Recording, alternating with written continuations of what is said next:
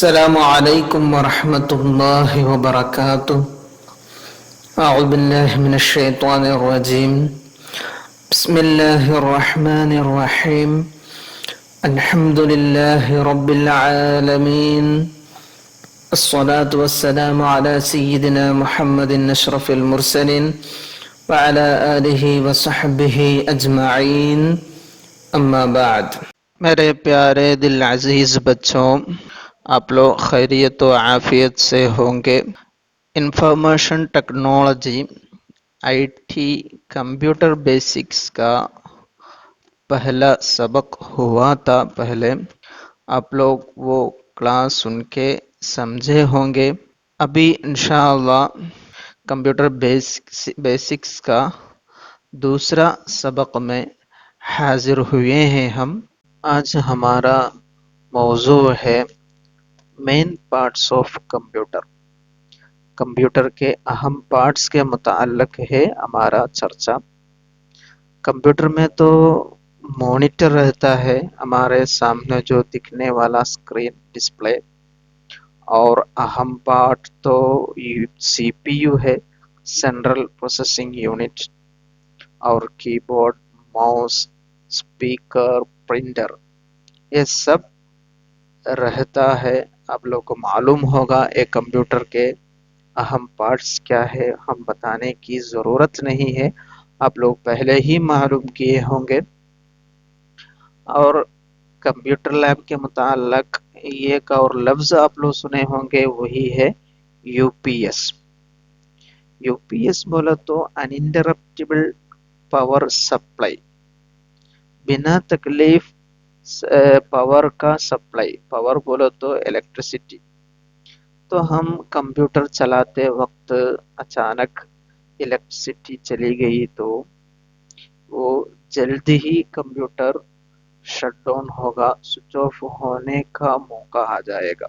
ऐसे जल्दी ही करंट चली गई तो हमारा सिस्टम खराब होने का इम्कान है। तो यूपीएस रखने से क्या फ़ायदा है वो आप लोग को मालूम होगा।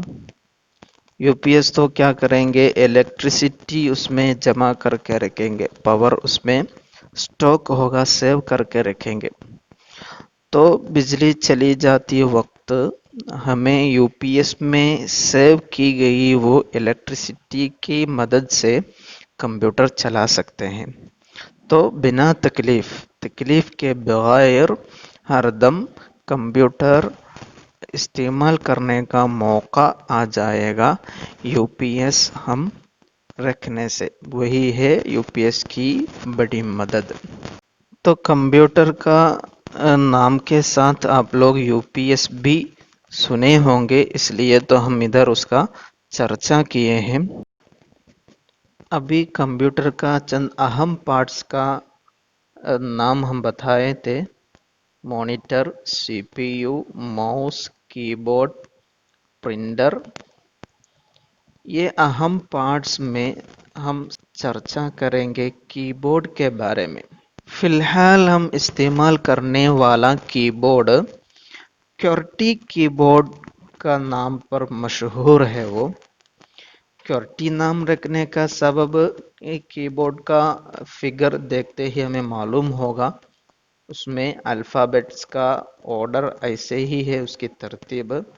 पहला रो में QWERTY, यही है शुरुआत, इसलिए उसको क्यूर्टी नाम रखा गया है। इसके पहले अलग सूरत, अलग सेटिंग का कीबोर्ड भी इस्तेमाल हो रहा था। फिलहाल क्यूर्टी कीबोर्ड है हम जो इस्तेमाल कर रहे हैं उसका नाम। कीबोर्ड में एक नज़र डाले तो हमें मालूम पड़ेगा अलग अलग किस्म का की से बना हुआ है ये कीबोर्ड। उसमें स्पेशल कीज बहुत है, tab, caps lock, shift, control, alt, enter, escape और delete, end, page up, page down, home, insert, number lock. ऐसे बहुत सारे स्पेशल कीज है और उसके साथ फंक्शनल कीज वही है सबसे ऊपर F1, F2, F3, F4, F5, F6, F7, F8, F9, F10, F11, F12 तक है वो फंक्शनल कीज है वो। और एरो की भी है, लेफ्ट राइट अप डाउन ऐसे एरो की भी है कीबोर्ड में। और अल्फ़ाबेट देखे तो उसको एक ख़ास तरतीब है उसको, ये SDFGHZXCV ऐसे एक अलग तरतीब से वो रखे गए हैं हरूफ कीबोर्ड में। ये सूरत का मकसद कभी आप लोग समझे होंगे? ये तो हमें टाइपिंग सीखने का एक पिक्चर दे रहा है। टाइपिंग में 4 अंगुलियां कैसे रखने का है, कहाँ रखने का है, यही है हमें ये पिक्चर से समझने का। नाखून का कलर देखने का। नाखून में जो कलर है वो कीबोर्ड में भी होगा। तो उससे क्या समझना है? जो कलर है नाखून का वही कलर वाला की पूरा वही अंगुली से क्या करने का है? टाइप करने का है। इसे अलग अलग कलर है नाखून को, वो नाखून का कलर वाला की वही नाखून से टाइप करने का है। ये सूरत में बाएं और दाएं हाथ का फोटो भी है, उसके साथ कीबोर्ड भी हमारे सामने। तब हाथ कैसे रखने का है, ये अंगुलियां कैसे रखना है, वो है सर्टेन कीज आर स्पेशल में सम की स्पेशल है, वो हम पहले बताए थे। और ASDFNJKL semicolon are the base positions for your fingers. तो इधर देखने का बाएं हाथ का 4 अंगुलियां कहाँ रखना है? ये SDF ये 4 हरूफ में रखने का है। और दाएं हाथ का वो अंगुलियां कहाँ रखना है? JKL और एक सेमी कॉलम की है वहां रखना है। वही ये बेस पोजीशन से मुराद। Your fingers go from the base position to the key that you want to press. तो असल में ये हुरूफ में रहना है हमारा वो अंगुलियां। फिर जहां हम टाइप करना चाहते हैं, जो हुरूफ हम टाइप करना चाहते हैं वहां वहीं से चलाना है।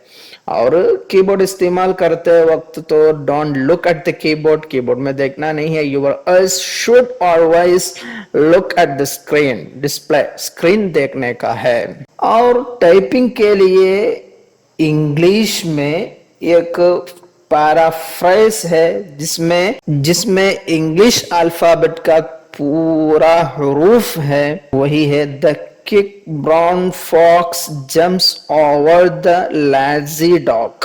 तो ये पैराफ्रेज की खुसूसियत क्या है? It contains all letters of the alphabet. वो इंग्लिश हरूफ के पूरे हरूफ है इसमें। तो इंग्लिश टाइपिंग सीखने के लिए ये समझना बेहतर है। अभी हम मालूम करने जा रहे हैं सबसे अहम part of computer, CPU central processing unit. Computer बोलो तो वही है CPU, वही उसी में सब कुछ हो रहा है कंप्यूटर में। सेंट्रल प्रोसेसिंग यूनिट, उसके बारे में चंद मालूमात है हमारे सामने। CPU is considered as the brain of the computer. Computer का ब्रेन, दिमाग है, कंप्यूटर है वो। उससे मुराद क्या है? कंप्यूटर का पूरा काम का कंट्रोल CPU से होता है, इसलिए ब्रेन ऑफ द कंप्यूटर नाम है उसको। CPU performs all types of data processing operations. हम कंप्यूटर को जो इनपुट देंगे ना डाटा, वो डाटा का प्रोसेसिंग ऑपरेशन सब कुछ ये CPU परफॉर्म करता है। तो उसका थोड़ा तफसीलन है बाकी sentence. It stores data, intermediate results and instructions. ये हमारा डाटा को स्टोर रखते हैं। और इंटरमीडिएट रिजल्ट्स बोले तो क्या है, एक डाटा हम देने बाद उसमें जो प्रोसेसिंग होगा, प्रोसेसिंग टाइम में जो रिजल्ट वहां पैदा होगा उसको स्टोर करने का। और सॉफ्टवेयर, प्रोग्राम सॉफ्टवेयर को भी यही स्टोर करता है। और it controls the operation of all parts of the computer. Computer का हर कोने का, हर पार्ट का ऑपरेशन यही कंट्रोल करता है सीपीयू, इसलिए तो वो ब्रेन ऑफ द कंप्यूटर है। अभी हम सीपीयू को थोड़ा तफसीलन पढ़ेंगे। सीपीयू को तीन मेन थ्री पार्ट्स है, three components. There are three main components of a CPU. CPU का तीन कंपोनेंट से बना हुआ है सीपीयू। एक तो मेमोरी और storage unit, second control unit, third ALU arithmetic logic unit. हर एक के बारे में चंद तफसीलात भी पढ़ेंगे। सबसे पहले मेमोरी और स्टोरेज यूनिट। मेमोरी और स्टोरेज यूनिट में दो किस्म का मेमोरी है, एक प्राइमरी मेमोरी, दूसरा है सेकेंडरी मेमोरी। दो टाइप्स का मेमोरी और स्टोरेज यूनिट है कंप्यूटर में, प्राइमरी एंड सेकेंडरी। और एक के बारे में भी पढ़ेंगे। प्राइमरी मेमोरी बोले तो उसमें RAM, random access memory. Primary memory दो किस्म का है। It is classified into RAM and ROM. RAM बोले तो कंप्यूटर का राम आप लोग सुने होंगे, रैंडम एक्सेस मेमोरी है उसका full form. It is the place in a computer where the operating system, application, programs and the data in current use are kept temporarily so that they can be accessed by the computer's processor. ये राम का photo तो आप लोग देखे होंगे, आप लोग अभी देख सकते हैं राम क्या है।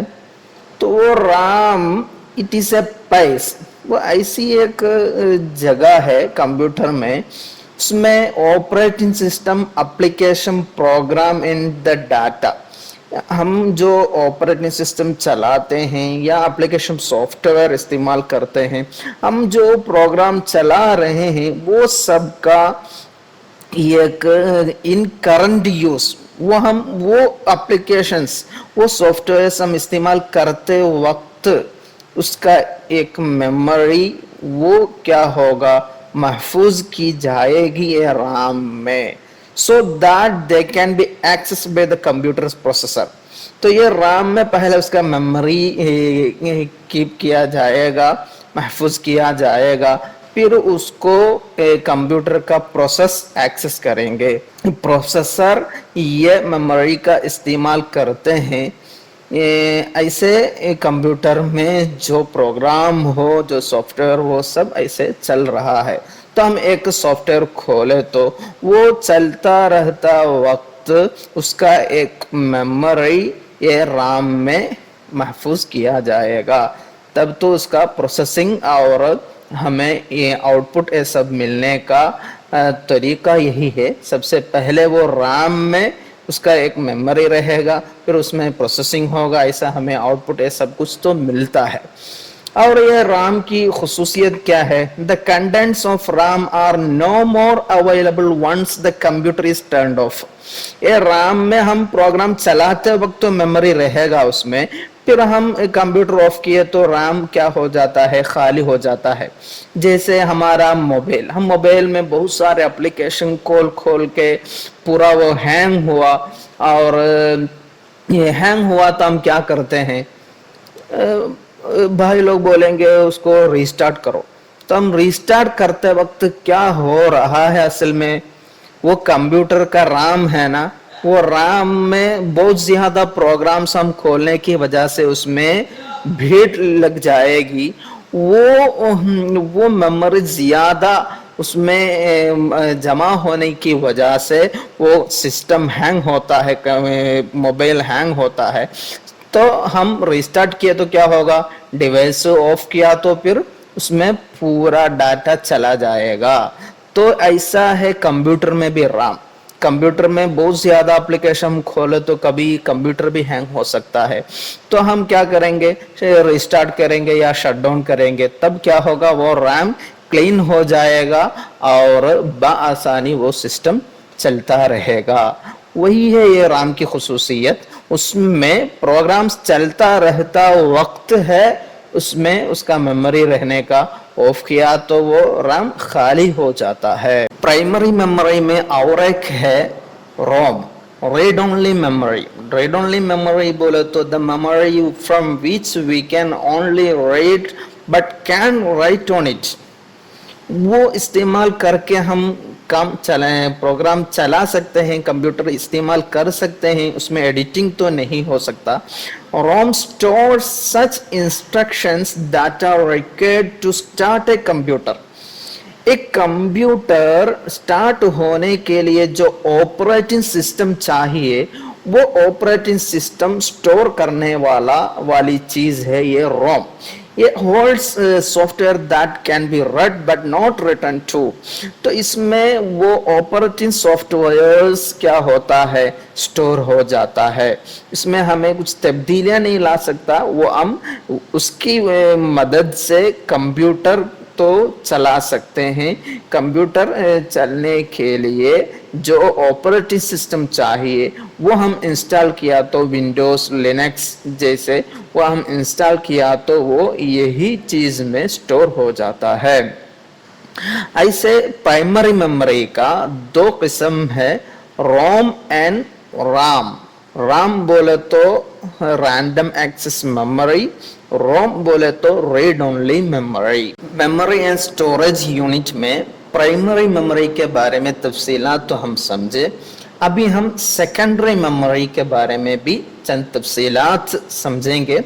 Secondary memory, these include devices that are connected and controlled by the computer to enable permanent storage of programs and data. हम कंप्यूटर में परमानेंटली स्टोर करने वाली प्रोग्राम्स या फाइल्स है सब है ना, वो परमानेंट स्टोरेज का डिवाइसेस है ये सेकेंडरी मेमोरी से मुराद।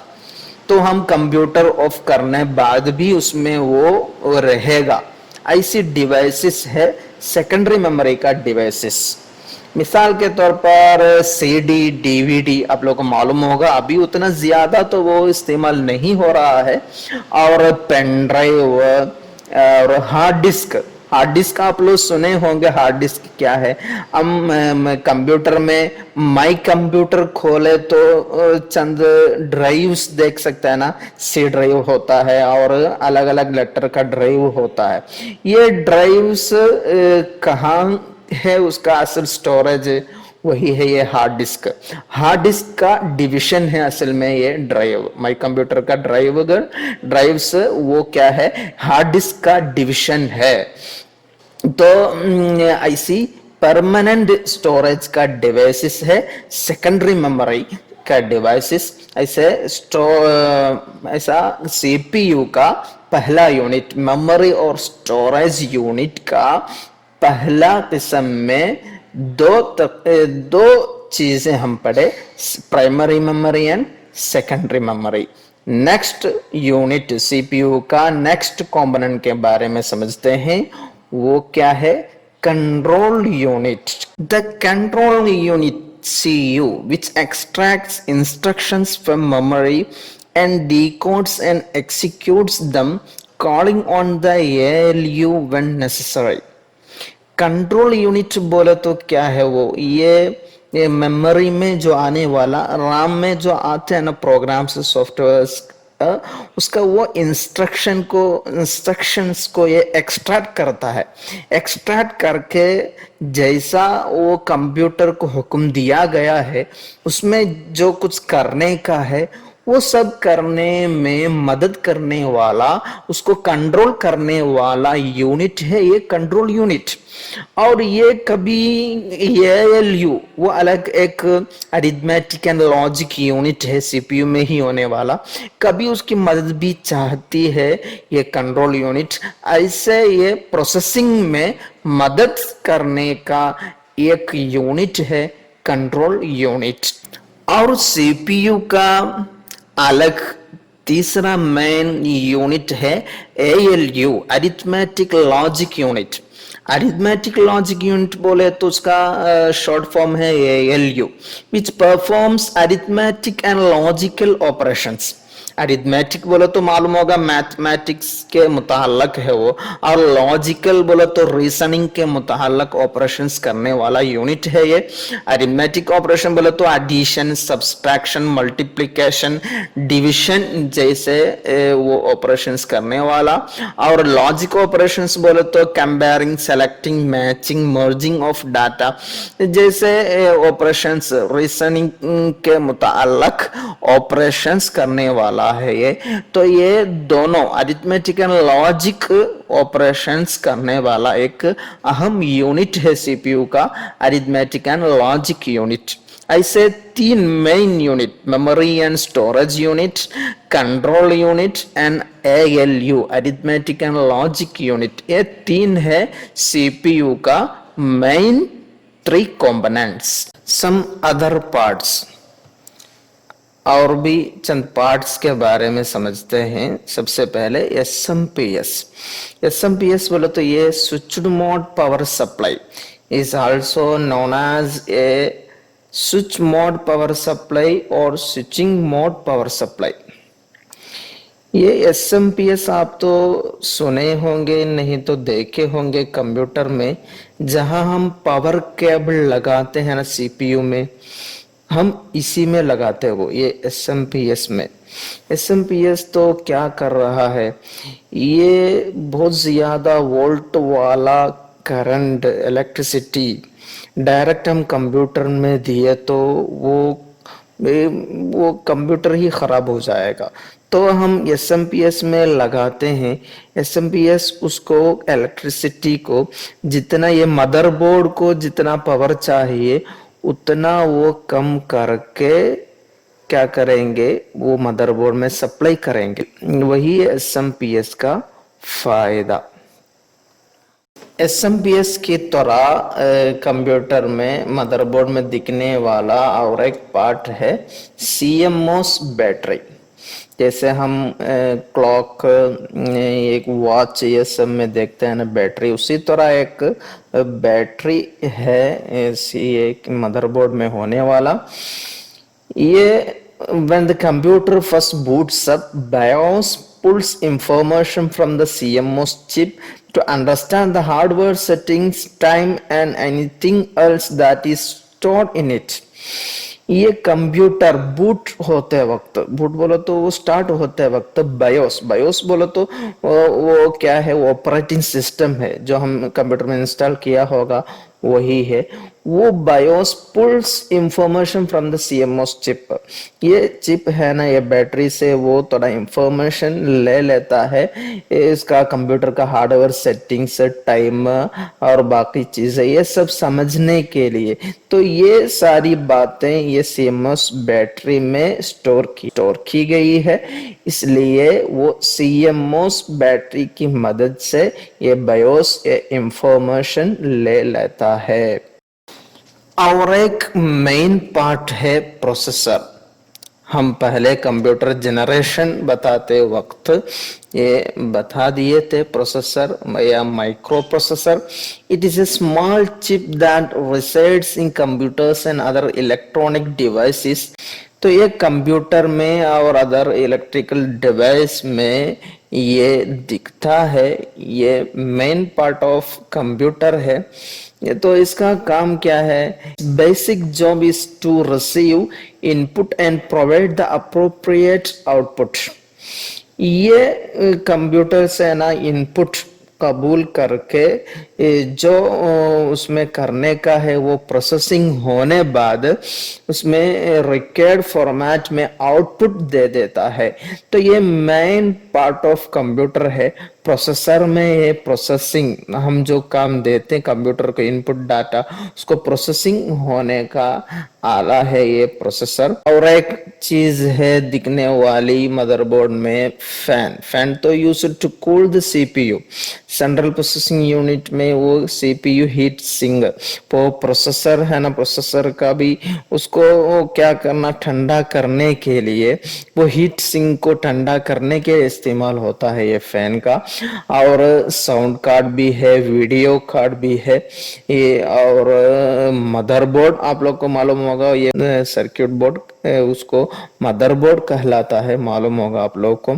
अभी हमें पढ़ने का है अंडरस्टैंडिंग फाइल साइजेस।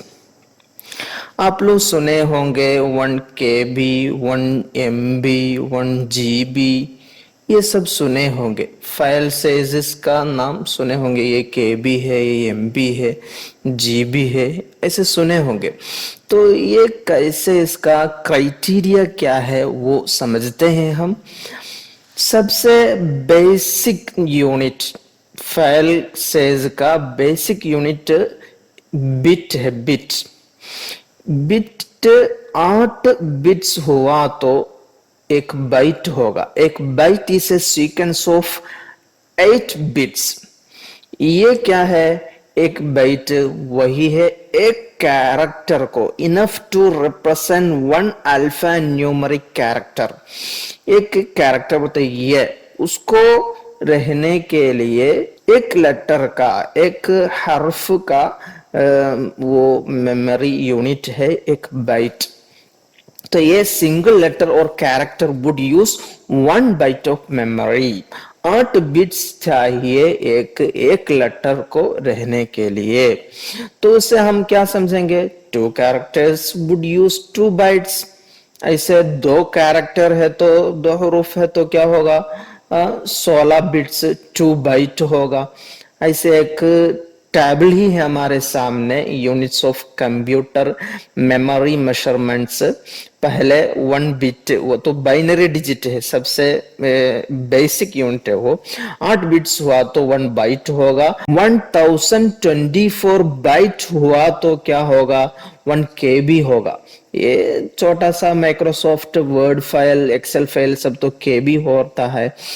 1024 KB हुआ तो क्या हो जाता है, वो 1 MB हो जाता है। पिक्चर फाइल है सब तो क्या होता है, 1 MB तक होता है। फिर ये 1024 MB हुआ तो 1 GB होगा। 1024 GB हुआ तो 1 TB होगा। टेराबाइट, GB बोले तो जिगाबाइट, TB टेराबाइट। फिर 1024 TB हुआ तो पेटाबाइट, ऐसा एक्साबाइट, जेटाबाइट, योटाबाइट, ऐसे वो बहुत ज्यादा यूनिट्स है कंप्यूटर मेमोरी मेजरमेंट्स का। आप लोग ये समझे होंगे। अभी हम आप लोग के सामने सम शॉर्ट फॉर्म्स दिखा रहे हैं। इसमें ने कॉमनली फाउंड शॉर्ट फॉर्म्स है, आप लोगों को पढ़ के समझना है। और जनरल कीबोर्ड शॉर्टकट्स भी है, ये कंट्रोल-C, कंट्रोल-X, कंट्रोल-V, कंट्रोल-Z, शिफ्ट डिलीट, ये सब तो आप लोग के सामने कंप्यूटर है तो उसमें प्रैक्टिकली ये करके समझना है, तब तो ये ज्यादा मालूम होगा।